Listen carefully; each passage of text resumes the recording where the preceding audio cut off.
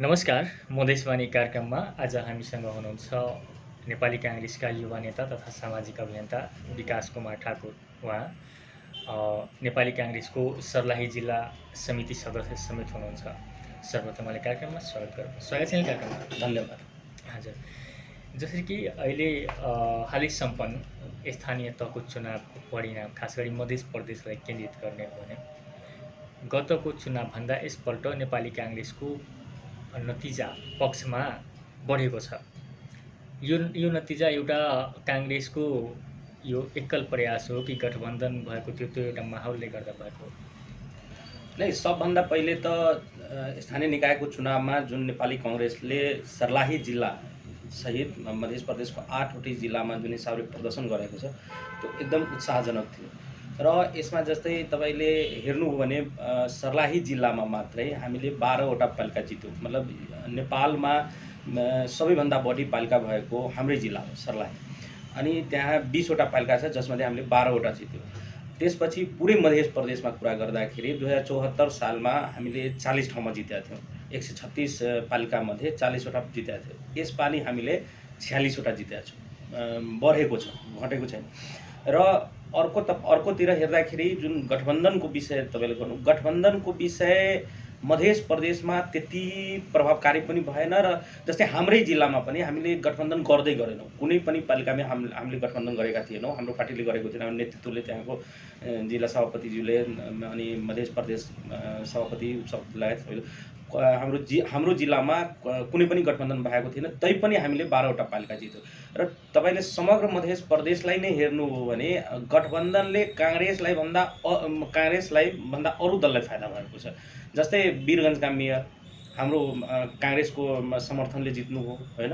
त्यसपछि तपाईँको जितपुरमा पनि हाम्रो त्यही आउनुभयो भने जनकपुरमा पुग्नु हो भने जनकपुरमा गठबन्धनको उम्मेदवारलाई हराएर नेपाली काङ्ग्रेसकै अहिले उहाँलाई हाम्रो पार्टीको नेता भन्न मिल्दैन, तर पूर्व त्यहाँको नगर सभापति मनोज शाहले जितिहाल्नु स्वतन्त्र उम्मेदवारी दिएर। त्यसपछि बर्दिवासमा पनि त्यस्तै भयो। बर्दिवासमा गठबन्धनबाट उम्मेदवार बनाइएका थिए घनश्याम भुसाल होइन, तर चिरञ्जीवी हमाल, तर उहाँलाई हराएर र हाम्रै पार्टीको पूर्व नेता प्रहलाद छेत्रीले स्वतन्त्र रूपमा जितिनुभयो। त भन्दाखेरि के छ भने गठबन्धनको प्रभावकारिता मध्य प्रदेशमा त्यति देखिएन। मधेसमा काङ्ग्रेसप्रति एउटा जुन झुकाव छ, जनताको जुन विश्वास छ, त्यो परापूर्व कालदेखि नै आइरहेछ। आजको कुरा होइन, यो दशकौँ पहिलादेखि तपाईँको काङ्ग्रेसप्रति मधेसी जनताले विश्वास गर्दै आएको छ र मधेसी जनताले काङ्ग्रेसलाई जिताउँदै आएको छ। जसको परिणाम यसपालि पनि देख्यो कि 20 मध्ये 12 पालिका हाम्रै जिल्लामा हामीले जित्यो। त्यसपछि समग्र मध्य प्रदेशमा 136 मध्ये 40वटा पालिका हामीले जित्यौँ, बाँकी अरू पार्टीले जित्यो। हजुर, भनेपछि नेपाली काङ्ग्रेसको जसरी अब जनाधार अथवा जुन आधारभूमि मधेस थियो, यो गत 64 सालदेखिको निर्वाचनमा अलि पकड गुमाउँदै गएको अवस्था थियो। भनेपछि अब फेरि आफ्नो पकड खास गरी फेरि अब आफ्नो पकड बनाउँदै गएको अवस्था हो। एकदम 2064 सालदेखि लिएर अहिले 2079 सालसम्म आउँदाखेरि बिचमा पक्कै पनि नेपाली काङ्ग्रेस कहीँ न कहीँ कमजोर भयो कि नेपाली काङ्ग्रेस मधेसमा अब जनाधार रहेन कि भन्ने एउटा लागिरहेको थियो। तर त्यसको प्रमुख कारण के थियो कि मधेसवादी पार्टीहरू जुन कि विभिन्न स्वार्थ निहित मतलब स्वार्थमा त्यो गरेर राजनीति गर्ने पार्टीहरू थियो। अब मधेसी जनतालाई उक्साएर आन्दोलन गराएर होइन, अनि आफू सत्तामा चढ्ने तर मधेसीको माग पुरा नगर्ने होइन, त्यस्ता जुन मधेसवादी पार्टीहरूको जुन आन्दोलन गर्ने तरिका थियो, जुन हिसाबले जनतालाई मूर्ख बनाउने काम गरिरहेको थियो, त्यसले कहीँ न कहीँ मधेसवादी पार्टीप्रति काङ्ग्रेसबाट छुटिएर मधेसवादी पार्टीप्रति जनाधार बढेको थियो।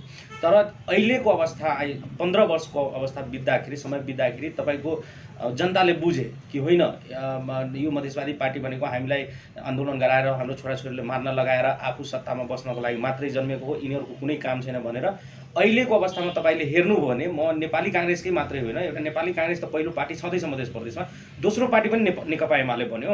मधेसवादी पार्टीहरू किन हराए भने मधेसवादी पार्टीहरू आफ्नै कर्तुतको कारणले हराए। र हाम्रो पार्टीले त पहिलेदेखि हाम्रो पार्टी त्यहाँ जनाधार थियो, तर एमाले पनि त्यहाँ माथि आउनु भनेको मधेसवादी पार्टीहरूको लागि मतलब अब उनीहरू फेरि अगाडि आउन सक्छन् भन्ने सोच्न पनि अप्ठ्यारो कुरो होइन। र अब जुन जनाधारको कुरा गर्नुभयो, जनाधार पक्कै पनि अब नेपाली काङ्ग्रेसतिर फर्किएको छ र स्थानीय निकायको चुनावमा देख्नुभयो, अब आगामी सङ्घ र प्रदेशको चुनावमा पनि देख्नुहुनेछ।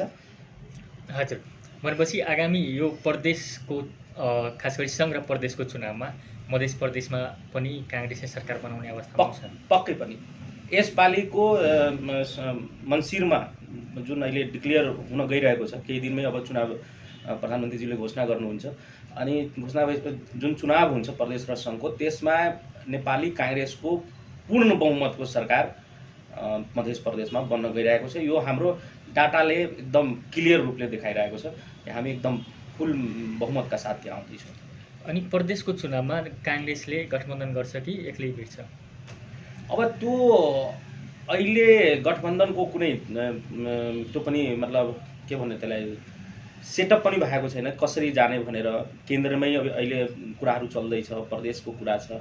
अब त्यो पार्टीले केन्द्रले के निर्णय गर्छ त्यो हिसाबले मलाई लाग्छ कि हाम्रा प्रदेशका जुन आदरणीय नेताजीहरू हुनुहुन्छ उहाँहरूले निर्णय गर्नुहुन्छ, जिल्लाका नेताहरू हुनुहुन्छ उहाँ या केन्द्रबाट निर्देशन गएपछि त स्वाभाविक रूपले गठबन्धन गर्नुपर्छ, या गठबन्धन गर्नु छैन भनेपछि गठबन्धन गर्नुहुन्न। हजुर, एउटा कुरा खास गरी तपाईँका पार्टीका एकजना प्रभावशाली नेता सांसद जुन अब अमरेश नारायण सिंहजी हुनुहुन्छ, डाक्टर अमरेश कुमार, खास गरी उहाँप्रति पार्टीकै नेता कार्यकर्ता लागेको देखिन्छ हो।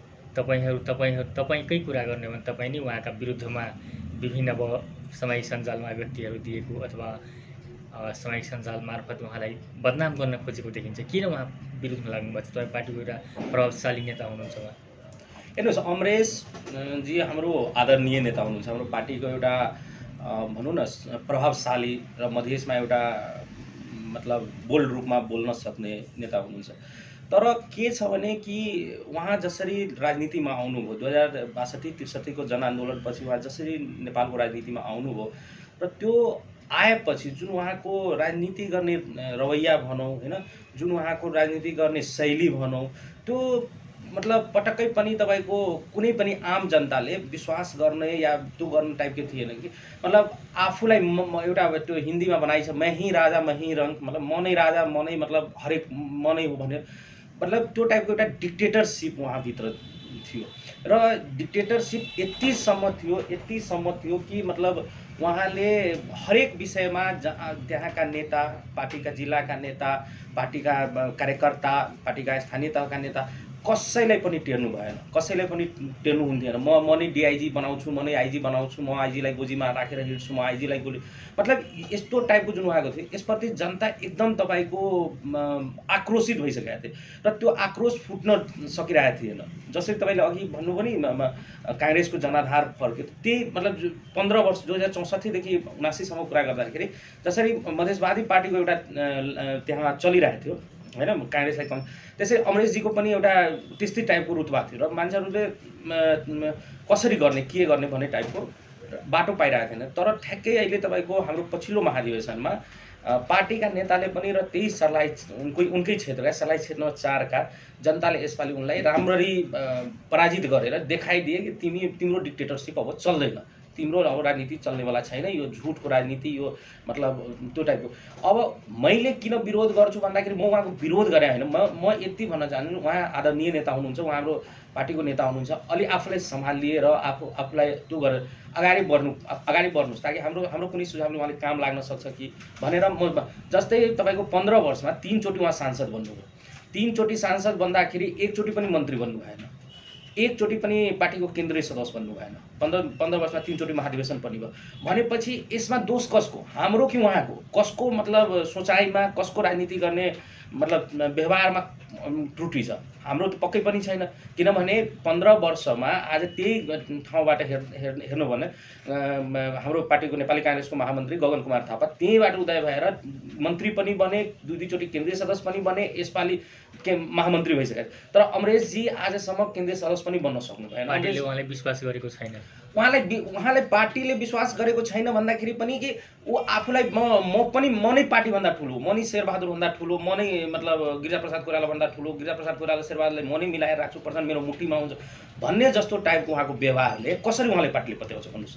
जब तपाईँले कुनै पनि संस्थामा, कुनै पनि पार्टीमा तपाईँको एउटा लिगेसी त हुन्छ नि, एउटा सिनियर जुनियर त केही न केही त हुन्छ, तर उहाँले कसैलाई सिनियर मान्नु नै हुन्न। उहाँले जब कसैलाई सिनियर मान्नुहुन्न भने उहाँलाई कसले जुनियर मान्छ र किन मान्छ भनेपछि यो उहाँको व्यक्तिगत त्रुटि हो, उहाँको राजनीति गर्ने। मैले विरोध गरेको भन्दा पनि उहाँलाई मैले कुनै कुराले उहाँले त्यो हुन्छ कि लाग्छ कि यस्तो म भित्र के कमजोरी छ त्यसलाई त्यो गरौँ। अब अर्को कुरा म तपाईँले भनिदिन्छु, उहाँ आफूलाई मधेसको एकदम नेता भन्नुहुन्छ, मधेसको विषयमा कुराहरू उठाइराख्नुहुन्छ होइन। अहिले तपाईँको जस्तै मधेसवादी पार्टीहरूले पनि त्यही 64 सालदेखि नै तपाईँको नागरिकताको विधेयक उठाउँदै आएको थियो, बारम्बार सरकारमा गयो, विभिन्न सम्झौता गर्यो, दुनियाँ गर्यो। अहिले तपाईँको हाम्रो पार्टीको सरकारले न कसैसँग केही सम्झौता गरेको छ, न आदरणीय हाम्रो गृहमन्त्री बालकृष्ण खाँडजीको एकदम अहोरात्र खटेर उहाँले अहिले तपाईँको नागरिकता विधेयकलाई प्रतिनिधि सभाबाट पास गराउनु भयो होइन। उहाँको एकदम अथक मेहनत उहाँकै त्यो, र मतलब जनताले जुन विश्वास स्थानीय निकायको चुनावमा दिएको थियो त्यसलाई बालकृष्ण खाँडले, हाम्रो गृहमन्त्रीले तपाईँको पुरा उहाँ मधेसी जनतालाई पनि केही उपहार दिउँ भनेर नागरिकता विधेयक पास गराउनु भयो होइन। अब नागरिकता विधेयक पास गराउँदै गर्दा तपाईँको ध्वनि मतले पास भयो क्या त्यो नागरिकता विधेयक। ध्वनि मतले पास भयो, मानव ध्वनि मतले पास नभएको भए र एक मतले यदि फेल भएको भए तपाईँलाई थाहा छ त्यसको जिम्मेवार को हुन्थ्यो? अमरेश नारायण सिंह हुन्थे, डाक्टर अमरेश कुमार सिंह हुन्थे। किनभने उहाँलाई थाहा थियो कि नागरिकता विधेयक संसदमा टेबल भइसकेको छ, नागरिकता विधेयक अब कुनै पनि दिन पास हुन सक्छ भनेर उहाँ तपाईँको असार 29 गते यहाँबाट दिल्ली उड्नुभयो र त्यसको 10 दिनपछि हिजो छाडेर अस्ति उहाँ 23 तारिकको उहाँ काठमाडौँ आउनुभएको छ। भनेपछि नागरिकता विधेयक जस्तो एउटा मधेसी जनताको एउटा भावनासँग जोडिएको विषयमा उहाँले कस्तो खेलवाड गर्नुभयो। यदि एक मतले त्यो फेल भएको भए त्यसको पुरै दोषी अमरेश कुमार सिंह हुन्थे, किनभने अरू नेता भएको भए दोषी हुँदैनथे। तर जुन हिसाबले अमरेश कुमार सिंहले मधेसी जनताको भावनासँग पटक पटक खेल्दै आएका छन्, मधेसवादी पार्टी जस्तै भनौँ, त्यस्तै उनले जब भोटिङको समयमा उनी दिल्लीमा गएर रमाउँछन्, उनी दिल्लीमा मस्ती गर्दै बस्छन् भने त्यसको दोषी को हुन्छ भन्नुहोस्। यस्तै कुराहरू हो कि अमरेशजीको। यो होइन कि हामी विरोधी हौँ, हामीले उहाँले यो बताउँछौँ कि आलोचना गरेर उहाँले सही ट्र्याकमा आउनुभयो भने हाम्रो पार्टीको लागि फाइदा हुन्छ। हाम्रो एउटा सिट एउटा बढी भयो भने भोलिको दिनमा जस्तै महाधिवेशन प्रतिनिधि हाल्नुभयो, भोलिको दिनमा चुनाव लडिहाल्नुभयो र हारिहाल्नुभयो, कसलाई घाटा हुन्छ? पार्टीलाई घाटा हुन्छ। तर त्यही सही ट्र्याकमा गएर जनतासँग मिलेर कुरा गरेर अगाडि बढ्नुभयो भने त्यहाँका जुन अन्तर्द्वन्द्व छ त्यसलाई मिलाउने प्रयास गर्नुभयो भने भोलि चुनाव जित्नुहुन्छ भने कसलाई फाइदा हुन्छ? संसदमा त कमसेकम नेपाली काङ्ग्रेसको एकजना बोल्ने मान्छे त हुन्छ। त त्यो कुरा उहाँले बुझिदिनु पर्यो। हजुर, अब जसरी अहिले उहाँ प्रतिनिधि सभाको सांसद हुनुहुन्छ, फेरि चुनाव जुन आउँदैछ, उहाँले पार्टीले टिकट दिन्छ? होइन, अब सिटिङ एमपी हुनुहुन्छ, पार्टीले टिकट दिने नदिने त अब यो अब मतलब एउटा के हुन्छ भने नि कि क्षेत्रबाटै आउने हो। मतलब पहिला सिफारिस क्षेत्रबाट हुन्छ, क्षेत्रपछि जिल्ला आउँछ, जिल्लापछि प्रदेश आउँछ, प्रदेशपछि केन्द्र आउँछ। र हाम्रो पार्टीमा यो प्रतिनिधि सभा र प्रदेश सभाको निर्णय केन्द्रले नै गर्छ। अब उहाँले टिकट पाउनुहुन्छ कि पाउनुहुन्न या उहाँको विकल्प अब खोजिँदैछ, यो कुरामा मलाई धेरै जानकारी भएन। किनभने अब अहिले मैले त्यो विषयमा कसैसँग कुरा पनि गर्ने मेरो त्यो पनि छैन, म गएर यही कुरा गरौँ भन्ने त्यो पनि छैन। तर मलाई जहाँसम्म लाग्छ कि जुन हिसाबको 4 नम्बर क्षेत्रमा, सर्लाही 4 नम्बर क्षेत्रमा जुन हिसाबको एउटा उहाँको व्यवहार छ, उहाँले टिकट पाइहाले पनि यदि पार्टीका नेताहरूसँग र आम जनताहरूसँग समन्वय गर्न सक्नु भएन भने उहाँ जित्न सक्नुहुन्न, त्यसमा निश्चित छ। उहाँले जुन हिसाबले स्थानीय निकायको चुनावमा तपाईँको आफ्नै पार्टीका उम्मेदवारहरूलाई मेयर र उपमेयरका उम्मेदवारहरूलाई हराउने जुन षड्यन्त्रहरू गर्नुभएको छ त्यो अहिले पनि ताजा छ। त्यहाँका नेताहरू, त्यहाँका मेयर उपमेयरका उम्मेदवारहरू र त्यहाँका जनताहरू अमरेश कुमार सिंहप्रति आक्रोशित छन्। र त्यो आक्रोश राजनीतिमा कुटेर पिटेर हुँदैन कि राजनीतिमा भोटको मार्फतबाट आक्रोश पुग्ने, र त्यो आक्रोश त्यहाँका जनताले अवश्य पनि पुग्छ। हजुर, भनेपछि सर्लाही क्षेत्र नम्बर 4 मा काङ्ग्रेसले नयाँ फ्रेस नयाँ अनुहार दिनुपर्छ। मलाई त्यही लाग्छ। मेरो व्यक्तिगत यदि सोध्नु भने अमरेश कुमार सिंहको विकल्प त्यहाँ खोज्नै पर्छ पार्टीले। अब यसमा मैले के भन्छ कसले के गर्छ भन्ने कुरो म भन्दिनँ, तर उहाँको विकल्प खोजिएन भने एउटा निर्वाचन क्षेत्र हाम्रो हातबाट जान्छ भन्ने कुरो। किनभने म स्थानीय निकायको चुनावमा त्यहाँ खटेको थिएँ, त्यहाँ मैले सर्लाही जिल्लामा खटेको थिएँ पुरै। अब दिनरात खटेर मैले नै तपाईँको पुरै इन्टरभ्यू मेयरहरूको 20 पालिकाको मेयरहरूको, हाम्रो पार्टीको मेयरहरूको इन्टरभ्यू गरेका थिएँ। त्यसपछि एउटा डाटा पनि निकालेको थिएँ, जुन डाटा मिल्यो पनि होइन। र त्यो हिसाबले मलाई लाग्छ कि यदि विकल्प खोजिएन र अमरेशजीलाई टिकट दिइयो भने, सिटिङ एमपी हुनुहुन्छ त, अब त्यो कुन हिसाबले पार्टीको त आफ्नो एउटा लाइन हुन्छ, यदि दियो भने अमरेशजी त्यहाँबाट जित्ने सम्भावना मतलब मलाई त 0% पनि लाग्दैन। माइनसमा पार्टीलाई क्षति हुन्छ, पार्टीलाई ठुलो क्षति हुन्छ यदि विकल्प खोजिएन भने, ठुलो क्षति हुन्छ। हजुर। अब खास गरी कुरा गरौँ फरक प्रसङ्गमा, अब राष्ट्रिय राजनीतिकै कुरा गरौँ। अहिलेको राष्ट्रिय राजनीतिलाई कस्तो हेर्नु, जस्तै कि अब दलहरूबिच ध्रुवीकरण, एउटा अब खास गरी कम्युनिस्टहरूको एउटा वाम गठबन्धनको कुरा चल्दैछ, गठबन्धनभित्र पनि गठबन्धनको कुराहरू छ। खास गरी यो कस्तो किसिमको राजनीति हुँदैछ अहिले? नै यो त अब यस्तो भयो कि अब केही दिन मैले अघि पनि भनेँ, केही दिनमै अब प्रधानमन्त्रीज्यूले क्याबिनेटबाट चुनाव डिक्लेयर गर्नुहुन्छ। अब यो चुनाव डिक्लेयर हुने समयमा तपाईँको वाम गठबन्धनको कुरो होस् या समाजवादी केन्द्रको कुरो होस्, गठबन्धनभित्रै गठबन्धन भनेको त्यही समाजवादी केन्द्रको कुरो हो। यो मलाई लाग्छ कि यो काङ्ग्रेससँग प्रचण्ड र माधव नेपालजीहरूले तपाईँको बार्गेनिङ पावर बढाउनको लागि कि अब जस्तै अस्तिसम्म के एउटा कुरो भइरहेको थियो कि 165 निर्वाचन क्षेत्रमध्ये 100 काङ्ग्रेसले राख्छ, 100 काङ्ग्रेसले राख्छ र 65वटा मध्ये अरू पार्टीलाई दिन्छ, 4वटालाई बाँड्ने, 4वटालाई बाँड्छ। तर अब यो कुरामा कतै न कतै प्रचण्डजी माधव नेपालजीहरू एग्री हुनुहुन्न होइन। अब त्यो एग्री हुनुहुन्न भने त उहाँहरूको त मत पनि छैन होइन। अब उहाँहरूको मत नहुँदाखेरि त उहाँहरूले अब कसरी गर्ने, के गर्ने भने एक्लै चुनावमा जाँदा त भएन। अब एक्लै चुनावमा जाँदा विभिन्न रिपोर्टहरू आइरहेछ होइन, धेरै जित्दैन, मतलब मानव नेपालको पार्टीले त 1 सिट जित्यो भने पनि धेरै ठुलो कुरो हुन्छ। भनेपछि अब उहाँहरूले कसरी बार्गेनिङ पावर बढाउने र कसरी बढीभन्दा बढी सिट काङ्ग्रेसबाट लिने भन्ने लाइनमा त्यो गर्नु, बार्गेनिङ पावर बढाउनको लागि यो सब। अब जस्तै मैले जहाँसम्म अहिलेसम्म सुनिरहेको छु, एमालेको तर्फबाट कहिले पनि त्यो वाम गठबन्धन हुन्छ भनेर चाहना छ, किनभने एमाले त अब पुरै तुनै गरेर बसेको छ, कुन बेला माओवादीले उता छोड्छ र उसलाई समातेर चुनावमा गइदिने। तर बोल्न चाहिँ बोलिरहेछन्। बोल्न को बोलिरहेछन् भने प्रचण्ड बोलिरहेछन्, माधव नेपाल बोलिरहेछन्, उनका नेताहरू बोलिरहेछन् कि यस्तो हुनसक्छ, यस्तो हुनसक्छ भनेको भन्दाखेरि यो तपाईँको केवल बार्गेनिङ पावरको लागि हो, अरू केही होइन। मलाई लाग्दैन कि समाजवादी केन्द्र पनि बन्छ होला या यो वाम गठबन्धन पनि हुने सम्भावना अहिले यो यसपालिको चुनावमा हुन्छ भन्ने मलाई लाग्दैन। हजुर। खास गरी अहिले जुन अब कम्युनिस्टहरू बिचको जुन ध्रुवीकरण बढ्यो, वाम गठबन्धन अथवा समाजवादी केन्द्रको कुराहरू चल्यो, जसरी अब चिनिया सक्रियता बढ्छ नि, जसरी अब चीनका एउटा चिनिया पार्टीका विदेश विभाग प्रमुख आएर 4 दिनसम्म यहाँ बस्यो, कम्युनिस्टहरूलाई धेरै कन्भिन्स पनि गर्यो जस्तो कुराहरू आयो। यो चीनको दबावले गर्दा यिनीहरूको बिच यस्तो चलेको पनि हुनसक्छ कि? हेर्नुहोस्, मतलब वाम गठबन्धन नेपाल कम्युनिस्ट पार्टी नेकपा जुन पछिल्लो 5 वर्ष मतलब 5 वर्ष पहिला जुन यो बनेको थियो र जुन चुनावमा गएर करिब 2/3 बहुमत ल्याएको थियो, दुई पार्टी मिलेर, त्यसमा चिनिया दबाब थियो, चिनिया मतलब लगानी थियो भनौँ न। मैले त सुनेको करिब 8 अरब रुपैयाँ एकजना कमलादीका एकजना व्यापारी मार्फत त्यो बुढी गण्डीको नाउँमा 8 अरब रुपैयाँ तपाईँको यहाँ बाँडिएको थियो होइन। त्यो बेला के थियो भने शेरबहादुर हाम्रो अहिलेको सभापतिज्यू अनि त्यसपछि सामान्य प्रधानमन्त्री शेरबहादुर देउवा तपाईँको आलो पालो सहमति गरेर प्रचण्डलाई आफ्नो त्यो कार्यकाल पुरा गरेर प्रचण्डलाई नै मतलब प्रचण्डजी पहिला प्रधानमन्त्री बन्नुभएको थियो, त्यसपछि शेरबहादुरजी बन्नुभएको थियो र शेरबहादुरजीलाई विश्वास थियो, हाम्रो गठबन्धन मतलब काङ्ग्रेसको र माओवादीको गठबन्धन थियो त्यो सरकारमा, उहाँलाई के विश्वास थियो कि मतलब यस्तो हुँदैन। तर चाइनिज जुन सक्रियता थियो, चाइनिज जुन वर्क थियो एकदम गोप्य रूपमा भइरहेको थियो कि जुन कि कसैले सुइको पनि पाएन, कहीँ पनि न सरकारले पायो न अरू शक्तिहरूले पनि कसैले पाएन। हामीले पनि समेत अन्तिम समयमा गएर सुन्यौँ कि अब वाम गठबन्धन हुँदैछ भने यस्तो गोप्य रूपमा तयारी गरिएको थियो जसको परिणामस्वरूप त्यो बेलामा वाम गठबन्धन बनेको थियो। अब त्यही कुरालाई यदि तपाईँ अहिले भन्नुहुन्छ भने अहिले त्यो सम्भव छैन, किनभने अहिले चीनको योजना गोप्य छैन, प्रचण्ड खुल्ला छैनन्, त्यो बेला जसरी खुल्ला थिए त्यो बेला यो यसपालि खुल्ला छैनन् र अन्तर्राष्ट्रिय शक्तिहरूमा पनि ठुलो उलटफेर आइसकेको छ नेपालमा विभिन्न शक्तिहरू सक्रिय छन्, विभिन्न शक्तिहरू अहिले तत्कालको लागि निष्क्रिय भइसकेका छन्।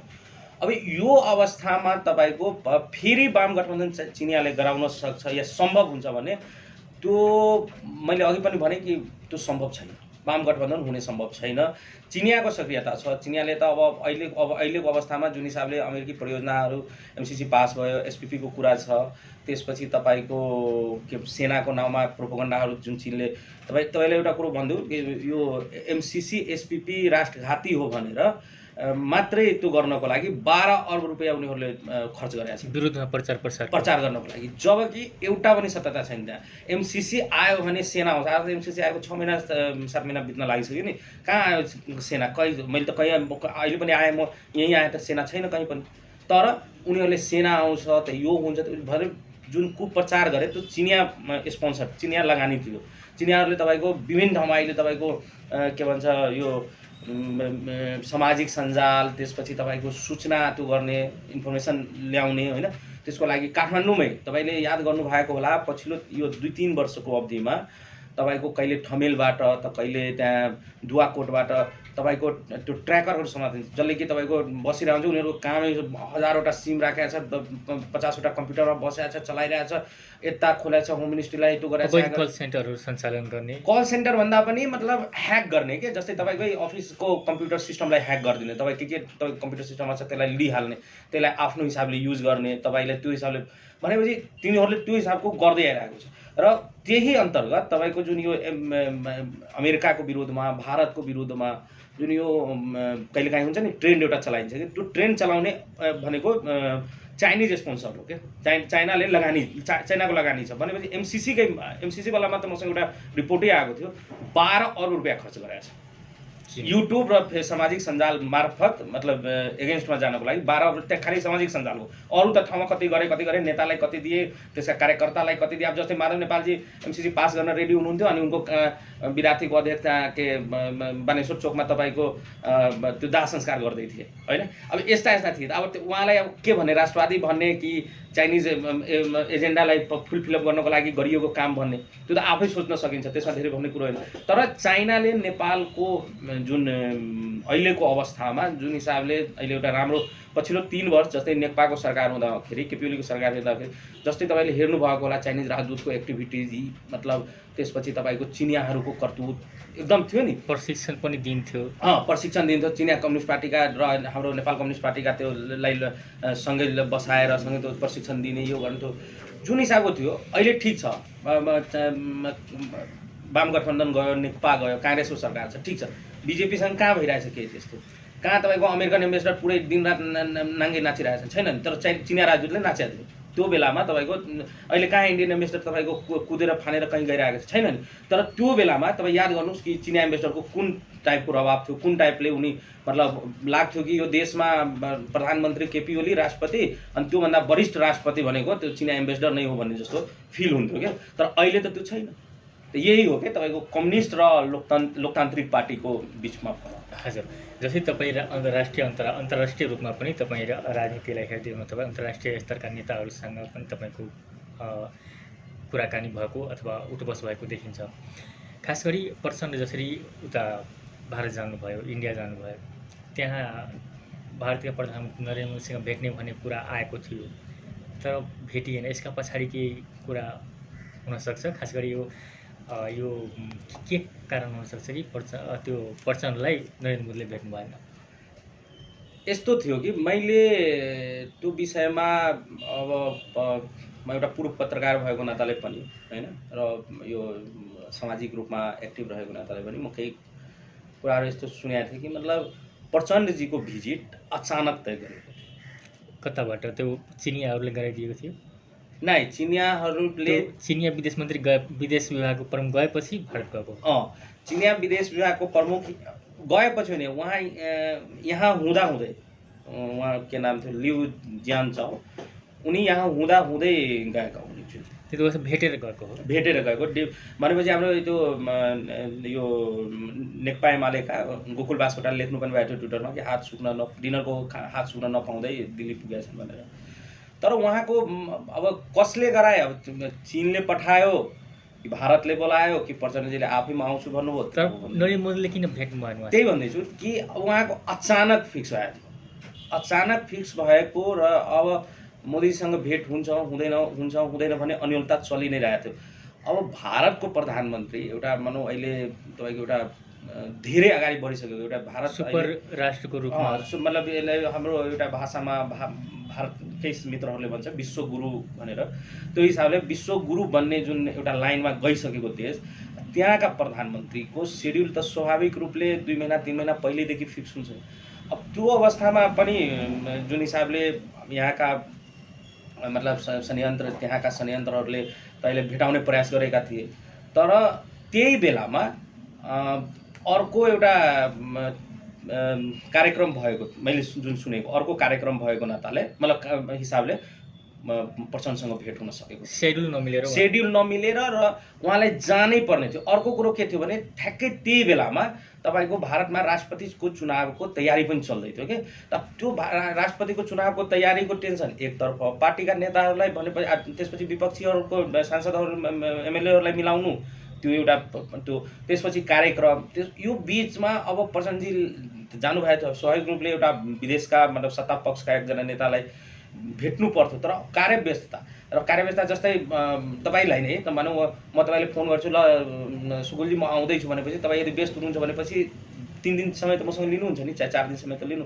त त्यो त्यही भएको थियो। तर अब त्यसलाई यो विषय धेरै ठुलो विषय पनि होइन। प्रचण्डजीसँग मोदीजीको कतिचोटि भेट भएको, अब यसपटक नहुनुमा पनि ठुलो कुरो होइन। तर त्यही हो कि राष्ट्रपतिको चुनाव, त्यसपछि अब राष्ट्रपतिको चुनावमा कति टेन्सन हुन्छ एउटा पार्टीको नेतालाई, त्यो हामी पनि बुझ्न सक्छौँ होइन। र त्यसपछि एउटा अर्को मिटिङ, त्यसपछिको सेड्युल व्यस्तता यही। हजुर, खास गरी यो चीनको कुरा गर्दा खास गरी चीनले जसरी हाम्रो सीमा अतिक्रमण गरेको छ, कतिपय ठाउँमा तारबार लागेको कुराहरू आइरहेको छ, हाम्रो सगरमाथामा पनि त्यो क्याम्पहरू सञ्चालन गरेको कुराहरू छ। चीनको यति धेरै अतिक्रमण अथवा जुन किसिमको प्रभाव जुन आउँदैछ, जुन किसिमको चलखेलहरू हुँदैछ, चिनिया जसरी कि अब अवैध कल सेन्टर सञ्चालन गर्ने सञ्चालकहरू त्यहाँ जुन किसिमको चलाएको छ, चीनको यस्ता गतिविधिहरू जुन बढ्दै गएको छ, यसप्रति तपाईँको के धारणा छ? खास गरी यसप्रति सरकारको पनि केही त्यस्तो आएको देखिँदैन?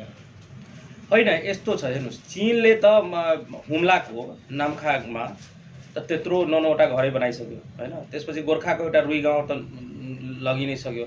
अस्ति मात्रै पनि फेरि गोर्खाको एउटा कहानी आइरहेको थियो, गाउँको नाम अहिले म ठ्याक्कै बिर्सिरहेको छु। त्यसपछि तपाईँको यस्ता विभिन्न ठाउँ जहाँ चिनिया बोर्डरहरूसँग सिन्धुपाल्चोकमा सीमा समस्या छ। त्यो के हो भने कि अब उनीहरू साइलेन्ट हुन्छन्।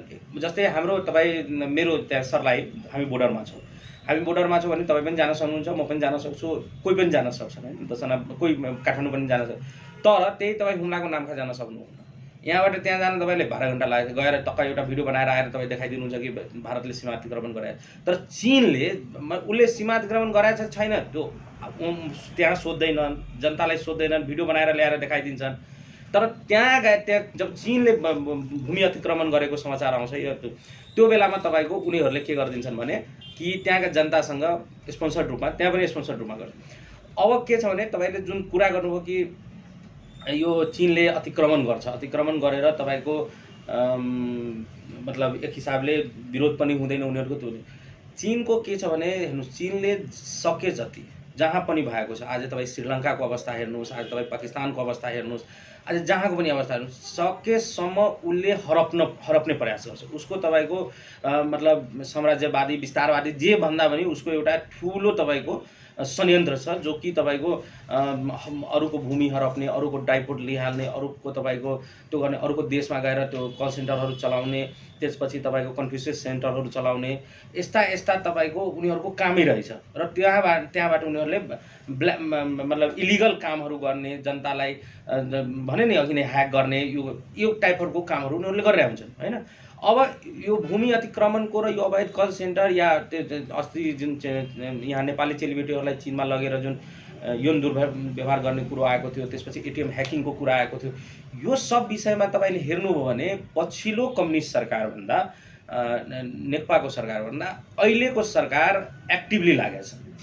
अहिलेको सरकारले चीन होस् चाहे भारत होस् चाहे अमेरिका होस् सबसँग एउटा सन्तुलित सम्बन्ध बनाएर अगाडि बढाए र चिनिया जुन करतुतहरू चिनिया जुन भूमिकै कुरा थियो नामखा गाउँपालिकाकै कुरा गर्नुहोस् हाम्रै नेपाली काङ्ग्रेसका सांसद जीवन बहादुर शाही रङ्गमती शाही उहाँ त्यहीँको हुनुहुन्छ उहाँहरूले एकदम खुलस रूपमा क्लियर रूपमा उठाउनु भयो कि कहाँ बोल्नु छ बेजिङमा गएर बोल्नु छ कि चीनले फर्पिया छ भनेर म त्यहाँ गएर बोल्न तयार छु तर त्यो बेलामा बोल्न दिएन तर जब नेपाली काङ्ग्रेसको सरकार बन्यो त्यही अध्ययन समिति बन्यो अहिले तपाईँको नेपाल र चीन अहिले शेरबहादुर देउवाकै कार्यकालमा तपाईँको नेपाल र चीनको संयुक्त टोली बनेको छ जसले कि अब सीमा निरीक्षण गर्छ कमसेकम यतिसम्म अहिलेको सरकारले गरिरहेछ तर चीनको जुन यो ड्रागन प्रवृत्ति छ त्यति भित्रसम्म त अब एकैचोटि त सरकारले केही एक्सन लिन सक्दैन तर जस्तै अवैध कल सेन्टरहरूको कुरा गर्नुहोस् या तपाईँको यहाँ इलिगल रूपमा बसेर गर्ने काम अहिलेको सरकारले तपाईँको त्यो कसैलाई काखा कसैलाई पाखा गर्ने काम गरेको छैन चीन हिजो अस्तिको कुरा गर्नुहुन्छ भने रूपन्देहीमा समात्या छ हिजो तपाईँको यही 3 कुनेमा वैद्य अर्गनाइजेसनको घर भाडामा लिएर अवैध कल सेन्टर चलाइरहेको थियो त्यहाँ तपाईँको गएर मतलब पुलिसले छापा हानेको छ त्यहाँबाट मान्छेलाई एरेस्ट गरेको छ भनेपछि गलत काम गर्नेलाई सजाय दिइन्छ र त्यसमा चीन होस् कि मतलब चीनको राष्ट्रपति नै किन नहोस् सजाय दिइन्छ भन्ने कुरो अहिलेको सरकारले देखाइरहेछ जुन कि पछिल्लो सरकारको समयमा भएको थिएन चाहे सीमाको विषयमा होस् तर चीनको जुन विस्तारवादी र ड्रागन नीति छ चीनलाई अर्को भाषामा ड्रागन पनि भनिन्छ त्यो जुन उसको नीति छ हरप्ने गिद्धे आँखा लाउने त्यो हाम्रो नेपालमा मात्रै होइन वर्ल्डभरि उसले अहिले तपाईँको अफ्रिकी मुलुकहरूमा हेर्नुहोस् न अफ्रिकी मुलुक सानो सानो ऋणको त्यो गरेर तपाईँको पुरै देशै हरप्ने टाइपको त्यो गर्दैछ त त्यो चारैतिर छ त अब कुनै अब जस्तै हाम्रो देशको सरकार अहिले अलिकति चनाखो भएर स्टेप उठाइरहेछ त्यस्तै अब श्रीलङ्काले उठाउन सकेन अवस्था हेर्नुहोस् कस्तो भयो श्रीलङ्काको आजको अवस्था चीनको कारणले हो यसमा कुनै कसैले केही भनेर हुँदैन आजको चीनलाई श्रीलङ्कालाई आज यो अवस्थामा पुर्याउने चीन नै चिनिया ऋण एमसीसी त्यही एमसीसी पनि एमसीसी पास भएन अनि एमसीसी पास भयो भने यो भइहाल्छ त्यो भइहाल्छ एमसीसी त्यहाँ पास गर्न दिएन त्यही चिनियाहरूले गर्न दिएन त्यही तपाईँको यहाँ 12 भयो होला त त्यहाँ पनि 10 भयो 8 त्यहाँ त्यस्तै गरेर पुनः दिएन अवस्था के भयो अर्थतन्त्र यति समाप्त भयो कि जनता त्यहाँ कस्तो त्राहिमाम भएर मतलब अब मर्ने कि बाँच्ने वाला अवस्थामा छ जस्तो कि अब नेपालमा चिनिया ऋणको कुरा छ बिआरआई त्यो लिनुपर्छ कि पर्दैन हेर्नुहोस् चिनिया ऋण त खैर लिनै हुन्न चाहे कसैको होस् त्यसमा पनि चीनको ऋण लिनुहुन्न किनभने चीनले तपाईँ एउटा डाटा हेर्नु होला म अलिकति तपाईँले भन्छु पोखरा विमानस्थलमा उसले 2% मा लोन दिएछ त्यो 2% लाई तपाईँले डलर र युनानलाई मिलाएर अनि नेपाली रुपियाँमा कन्भर्ट गर्नुभयो भने 14% ब्याज दर हुन जान्छ एउटा देशसँग ऋण लिएर अनि एउटा अन्तर्राष्ट्रिय विमानस्थल बनाएर या तपाईँको बिआरआईमा एउटा जुन जसको सिधा मतलब फाइदा चीनलाई हुन्छ नेपालले के फाइदा हुन्छ बिआरआईले त नेपालले केही फाइदा हुने होइन हैन एउटा रोड लिङ्किङ जोडिन्छ त रोड लिङ्किङ जोड्नको लागि त धेरै यस्तो अवस्था छ जहाँ जोड्न सकिन्छ जहाँ कि व्यापार गर्न सकिन्छ तर जुन एउटा अमुक देशको फाइदाको लागि उसले आफ्नो स्वार्थको लागि जुन एउटा परियोजना ल्याएको छ त्यसमा हामीले ऋण लिएर काम गर्नुपर्छ भने अब यसमा पनि म भन्छु फेरि कि हाम्रै प्रधानमन्त्रीज्यूले शेरबहादुर देउवाजीले क्लियर भन्नु कि हामी ऋण लिन्न अनुदान दिनुहोस् हो अनुदान दियो भने ठिक छ तर चीनले अनुदान दिँदैन किनभने चीनले अनुदान दियो भने उसको जुन ड्रागन नीति छ उसको जुन हडप्ने नीति छ त्यो उसको पुरा हुन सक्दैन र ऋण दियो भने त आज दिन्छ अब 10 20 वर्ष 50 वर्ष छोड दिन्छ केही बोल्दैन 50 वर्षपछि एकैचोटि फाइल ल्याएर राखिदिन्छ हेर्नुहोस् हजुर यति भयो अब त तपाईँको म पोखरा विमानस्थल लगे है भनेर लगेपछि त्यसपछि के गर्ने हामी भन्ने कुरो त्यो हिसाबले कुनै पनि चिनिया ऋण त लिनै हुन्न ऋण कसैको पनि लिनु हुन्न त्यसमा झन् चिनिया ऋण त लिनै हुन्न हैन किनभने अरूले ऋण लियो भने जस्तै तपाईँले भारतसँग ऋण लिनुहुन्छ उसको 1% ब्याज हुन्छ हैन 1% 0.1% हैन तपाईँ वर्ल्ड ब्याङ्कसँग ऋण लिनुहुन्छ त्यसको 0.5% ब्याज हुन्छ चाहे त्यो पनि 0.2 मा 1 मा हुन सक्छ हैन तर यिनीहरूको ब्याज भनेको उसकै रेट हुन्छ 2% त्यसलाई हामीले डलर युनान यताउता गर्दा नेपाली रुपैयाँमा जो झार्छ त्यो 14% पर्न जान्छ त्यो भएर यस्तो अनि यिनीहरूले तपाईँको हडपन त आउँदैन कि आजसम्म वर्ल्डमा कुनै पनि ठाउँमा भारतले या अमेरिकाले या कुनै पनि अरू कन्ट्रीले कसैको केही हडप्या छ कसैको केही लिदिया छ भने डाटा छैन तर चीनले त लिइरहेको अहिले नै तपाईँको पाकिस्तानमा त्यहाँ सीपीसीको नाममा उसको पुरै के भन्छ एउटा भाग लिन खोज्दैछ श्रीलङ्काको अवस्था ड्राइपोर्ट लिइहाल्यो त्यसपछि अवस्था हेरिहाल्नु अफ्रिकाको यही अवस्था छ भनेपछि चीनको जुन यो स्ट्यान्ड मतलब त्यो नजर छ रणनीति छ त्यो रणनीतिमा षड्यन्त्रमा नेपाल फस्नुहुन्न र चिनिया ऋण त कुनै पनि हालतमा लिनु नै हुन्न। ऋण त लिनै हुन्न, तर यदि अब लिनै पर्यो भने त्यसको लागि विभिन्न शक्तिहरू छन्, भारत छ, अमेरिका छ, वर्ल्ड ब्याङ्क छ, धेरै छ, त्यहाँबाट लिने। तपाईँले एउटा त्यो यसलाई श्रीलङ्कालाई चीनले तपाईँको लोन लिनबाट रोकिदिएको थियो होइन, के न आइएमएफबाट लोन लिन खोजेको थियो श्रीलङ्काले, अनि चीनले रोकेर अनि त्यसपछि कमसेकम लोन लिएको भए त आज त उसँग डलर हुन्थ्यो, आज त उसको अर्थम ठिक हुन्थ्यो। त्यो लिन नदिएर तपाईँको अहिलेको अवस्था भएको भनेपछि यस्ता अब आइएमएफसँग ऋण नल्याऊ, मसँग ल्याऊ, अनि म तिम्रो खाइरहन्छु भनेर चीनको जुन रणनीति छ, अब त्यसमै नेपाल फस्यो भने एउटा धेरै अप्ठ्यारो छ। त्यही भएर नेपाल त्यसमा कुनै पनि हालतमा BRI होस् या उसको अरू के छ, कुनै पनि हिसाबले नेपालले चिनिया ऋण लिनु। तर BRI सम्झौता त भइसकेको छ। सम्झौता नै त भएको मलाई थाहा छैन सर, सम्झौता नै भइसकेको, तर यसको प्रक्रियाहरू अगाडि बढिसकेको नै प्रक्रियाहरू त्यही हो। त्यो कम्युनिस्ट सरकार हुँदाखेरि बढेको थियो, केपी ओलीको सरकार हुँदा बढेको थियो, तर जब पछि संसद विघटनहरू भयो र त्यसपछि जुन अहिलेको सरकार बनाएको छ, मलाई लाग्दैन कि BRI को 1 इन्च पनि त्यहाँबाट अगाडि बढाएको छ। भनेपछि काङ्ग्रेसको सरकार रहँदासम्म BRI नेपालमा अगाडि बढ्दैन। काङ्ग्रेसको होइन, काङ्ग्रेसको सरकार होइन, यो एउटा कुनै पनि सरकारले सोच्नुपर्छ कि ऋण किन लिने। अनुदान जस्तै MCC मा 55 अरब त अनुदान आएको नि, ऋण त होइन नि। त उसले पनि देओस् न, 55 अरब अनुदान लिनुपर्छ, त्यो अनुदान दियो भने लिने, ऋण किन लिने। ऋण लिएर तपाईँको उसलाई हाम्रो देश उसलाई बुझाउने त होइन नि। त्यसो पनि हाम्रो भनिन्छ कि मतलब यता इन्डियाको प्रभाव हुन्छ, उता चाइनाको प्रभाव हुन्छ होइन। अब भोलि पोखरातिरको त्यो लिइहाल्यो भने होइन, मानौ हाम्रो अब हामी त्यहाँबाट मधेसबाट पोखरा गयो भने हामी चीनमा ओर्ली जस्तो हुन्छ कि हुँदैन। त्यो पोखरा विमानस्थल पुरा चिनिया सेरोफेरोमा हुन्छ, उसको पुरा रङरूप चिनिया जस्तो हुन्छ होइन। त त्यो भएर किन लिने। काङ्ग्रेस सरकार मात्रै होइन, कुनै पनि सरकारले अनुदान लिनुपर्छ, जुनसुकै देशको लिनुपर्छ, तर ऋण चाहिँ लिनु हुन्न। त्यसमा पनि खास गरी चीनको त ऋण लिनै हुन्न। चीनको ऋण लियो भने आज नभोलि उसले खाइदिन्छ। उसले आफ्नो ड्रागन एकैचोटि यस्तो भन्छ नि, त्यो ड्रागन फ्यालेर आओ भनेर त्यो टाइपको गरेर उसले तपाईँको नेपालले खाइदिन्छ। हजुर, अब हामी अन्त्यतिर छौँ र अन्त्यमा खास गरी तपाईँको व्यक्तिगत कुरा, जुन अब खास गरी आगामी तपाईँ अब जस्तै राजनीतिमा सक्रिय हुनुभयो, जुन किसिमको तपाईँको समाजमा योगदान छ, तपाईँ मधेस सरकारबाट तपाईँले एउटा पुरस्कार पनि युवा अभियन्ता भनेर पुरस्कार, मधेसका मान भन्ने सम्मान पनि पाउनुभयो। खास गरी आगामी चुनावमा तपाईँको के तयारी छ? जसरी प्रदेश र सङ्घको चुनाव आउँदैछ, यसमा तपाईँको के छ? अब त्यस्तो केही तयारी छ प्रदेश सभा अथवा सङ्घका लागि, सङ्घीय संसदका लागि? नै, म अहिले मेरो त्यति एज पनि भएको छैन र अहिले धेरै महत्त्वाकांक्षा पनि मेरो छैन। अब अहिले त आफ्नो पार्टीका नेताहरूलाई जिताउन के भूमिका गर्नुपर्छ, जिल्ला प्रदेश अनि त्यसपछि सङ्घका उम्मेदवारहरूलाई, या मतलब हाम्रो जिल्लामा लड्ने सङ्घका उम्मेदवारहरूलाई, त्यसपछि मध्य प्रदेशमा लड्ने हाम्रो सङ्घ प्रदेशका उम्मेदवारहरूलाई, प्रदेशमा कसरी हाम्रो सरकार बनाउन सकिन्छ भन्ने एकदम मेरो क्लियर त्यो लाइनमा मेरो मेहनत हुनेछ। अब कुनै मतलब अवस्था आयो, त्यस्तो केही भयो होइन, अब मतलब भनौँ न एउटा लाग्यो कसैलाई, हाम्रो जस्तै नेतृत्वलाई लाग्यो कि होइन ल विकासले पनि के गर्नुपर्छ भने त्यस्तो कुनै जिम्मेवारी दिनु हो भने त्यसको लागि पनि त्यो गरौँला। तर त्यस्तो अहिले मलाई लाग्दैन कि न त्यताबाट केही आउँछ, न मैले त्यस्तो केही महत्त्वाकांक्षा लिएर अहिले अगाडि बढाएको छु। मलाई पहिला यसपालि कमसेकम जुन मेरो जति मेहनतले हुन्छ, त्यो मेहनतले कमसेकम जुन हामी काङ्ग्रेस ब्याक भइसकेका थियौँ मधेसमा, त्यसलाई कसरी अगाडि ल्याउने, मधेसमा कसरी आफ्नो सरकार बनाएर ठुल बहुमतको सरकार बनाउने भन्नेतिर मेरो लागि। हजुर, तपाईँले जसरी भन्नुभयो कि मेरो उमेर पनि भए छैन भन्नुभयो, खास गरी काङ्ग्रेसमा जस्तो बुढोहरूको नेतृत्व हुन्छ, त्यही बुढोको पर्खाइ हो तपाईँको? नै, त्यस्तो पनि होइन, तर अलिकति राजनीतिमा आइसकेपछि अलिकति त मेच्योर त भइसक्नुहुन्छ राजनीतिमा नै, फेरि पनि अलिकति अझ मलाई लाग्छ कि एकचोटि जस्तै मलाई चुनावमा खटेर चुनाव कस्तो हुन्छ, के हुन्छ, चुनावको प्रक्रिया, त्यसपछि सरकार बनाउने प्रक्रिया, त्यसो यो सब अलिकति बुझेर त्यसपछि गर्दा राम्रो हुन्छ। अब अहिले नै अब सिधै आयो महत्त्वाकांक्षा अब पछिल्लो स्थानीय निकायको चुनावमा हाम्रै धेरै साथीहरू हुनुहुन्थ्यो। अब कसैलाई मेयर बन्ने इच्छा थियो, कसैलाई वडा अध्यक्ष बन्ने इच्छा थियो। अब के भयो भने पार्टीले टिकट दिएन, उहाँहरूले लडिदिनु भयो, हार दिनुभयो, पार्टी पनि हार्यो, उहाँ पनि हार्नुभयो, उहाँको त राजनीति समाप्त भयो भने अब सँगसँगै पार्टीले पनि 2-4वटा सिट त्यो कारणले भयो।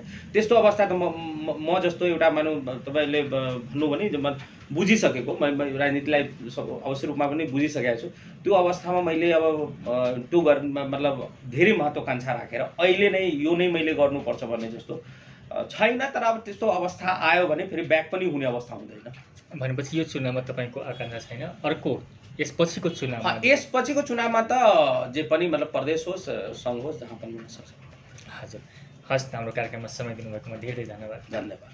हजुर, मधेसवाणी कार्यक्रममा आज हामीसँग हुनुहुन्थ्यो नेपाली काङ्ग्रेसका युवा नेता तथा सामाजिक अभियन्ता विकास कुमार ठाकुर। उहाँ नेपाली काङ्ग्रेसको सर्लाही जिल्ला समिति सदस्य समेत हुनुहुन्छ।